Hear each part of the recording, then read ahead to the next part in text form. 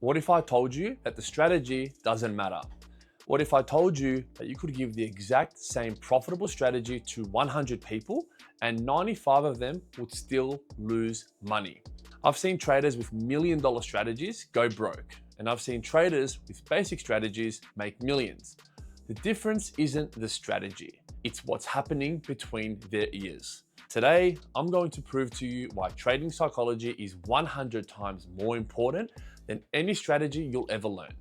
And by the end of this video, you'll understand why you've been focusing on the wrong thing this entire time. Look, I get it. When you first get into trading, you think it's all about finding the perfect strategy, the holy grail, the secret sauce that's going to make you rich. I thought the same thing, but here's what nobody tells you. Trading isn't about predicting where price wants to go. Trading is about predicting where price wants to go while managing your own emotions, your own fears, your own greed. And that second part, that's what destroys 99% of traders. Everyone has access to the same information. Here's a brutal truth. In 2025, every profitable strategy is available for free on YouTube. Every single one. The information is not hidden anymore. ICT concepts, supply and demand, order blocks, fair value gaps, it's all out there. So if everyone has access to the same strategies, why are 99% of traders still losing money? Because the strategy was never the problem. The construction worker analogy, think about it like this. If I give a bad construction worker the best tools and the perfect blueprint, he's going to build a terrible house. But if I give a master craftsman basic tools and the same blueprint, he's going to build something incredible. The difference isn't the tools or the blueprint. It's the skill and discipline of the person using them. In trading, your psychology is your skill level. I've seen doctors, lawyers, engineers, incredibly intelligent people lose everything trading. Why? Because they think their intelligence will save them. But intelligence without emotional control is actually dangerous in trading. Smart people often make the worst traders because they can't accept being wrong. They'll hold losing trades longer, trying to prove they're right. They'll risk more money because they're confident in their analysis. Intelligence becomes a liability when it's not paired with psychological discipline. Here are the 4 psychological pillars that matter more than any strategy. Pillar number 1 is emotional detachment. The best traders I know treat each trade like it doesn't matter. Not because they don't care about money, but because they understand that any single trade is meaningless in the long run. When you're emotionally attached to a trade, you make terrible decisions. You hold losers too long because you can't accept a loss. You cut winners too short because you're scared of giving back profits.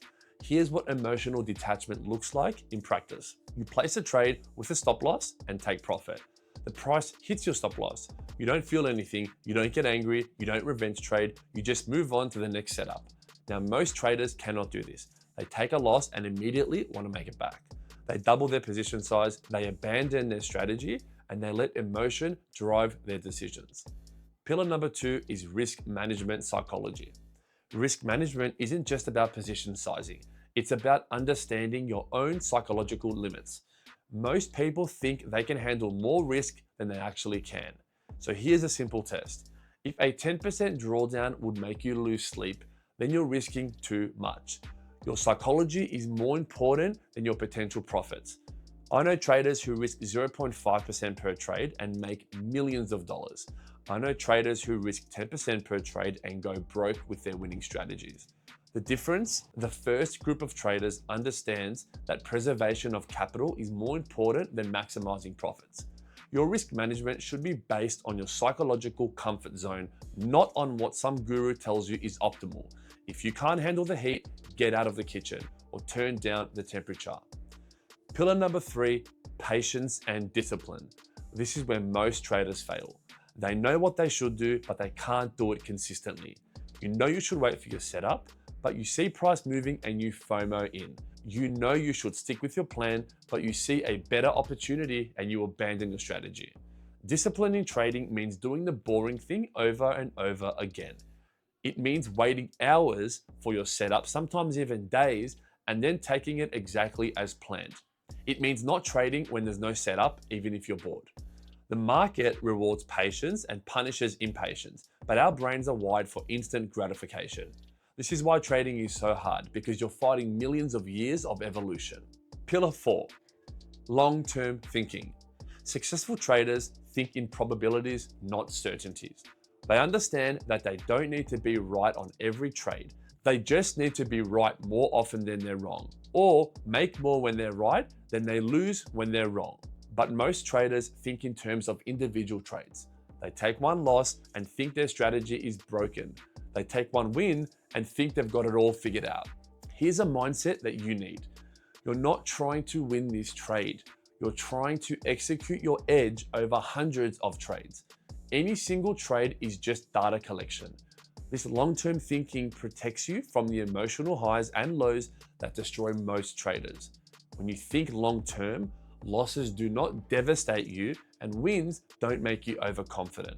Here's why strategies don't matter without psychology. I've taught the exact same strategy to hundreds of students. Some make money, some lose money.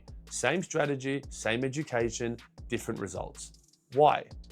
The profitable students have better psychology. They're more disciplined, they're more patient, they manage risk better, they don't let emotions drive their decisions. The unprofitable students are always looking for a better strategy. They think the problem is their method, not their mindset.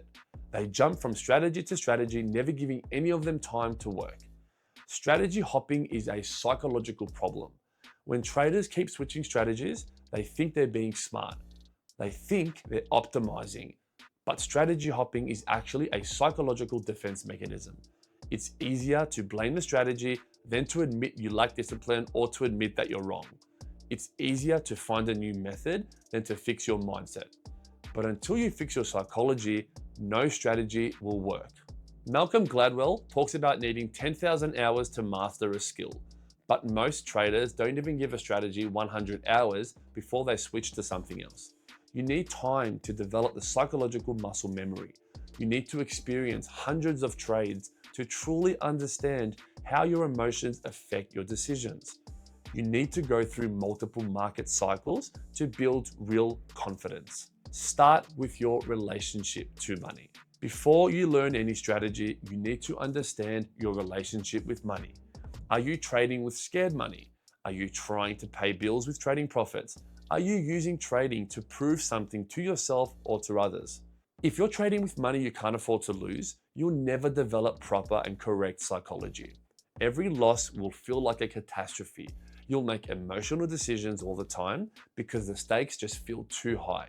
Trading is emotional regulation under pressure. You need to practice staying calm when money is on the line. You need to start small, trade with amounts that don't matter to you. Practice taking losses without feeling anything. Get used to that feeling. Practice taking profits without getting overexcited. Build your emotional muscle gradually. Focus on process and not outcomes.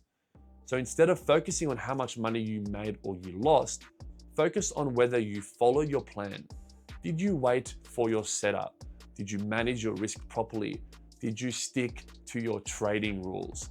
When you focus on process, outcomes take care of themselves. When you focus on outcomes, you lose sight of the process that creates those outcomes. Write down not just what trades you took, but how you felt before, during, and after each trade. Were you confident? Were you scared? Were you greedy? Were you impatient? Over time, you'll start to see patterns in your psychology. You'll notice that you make your worst trades when you're feeling certain emotions. This awareness is the first step to controlling these emotions. Here's the bottom line. You can have the best strategy in the world, even one that wins at over 90%. But if you cannot control your emotions, I guarantee you will lose. You can have a mediocre strategy, but if you have elite psychology, you'll make money. Stop looking for the perfect strategy. Start building the perfect mindset. The market does not care about your analysis. It does not care about your feelings. It cares about your ability to execute under pressure. Your psychology is your edge. Your discipline is your strategy. Your emotional control is your competitive advantage. If this video has opened your eyes to the real game of trading, smash that like button and subscribe for more content that focuses on what actually matters in trading. And remember, the market rewards those who can master themselves, not those who can master charts. The question isn't whether you can find a profitable strategy. The question is, can you execute it consistently when money is on the line? That's what separates the 1% who make it from the 99% who don't.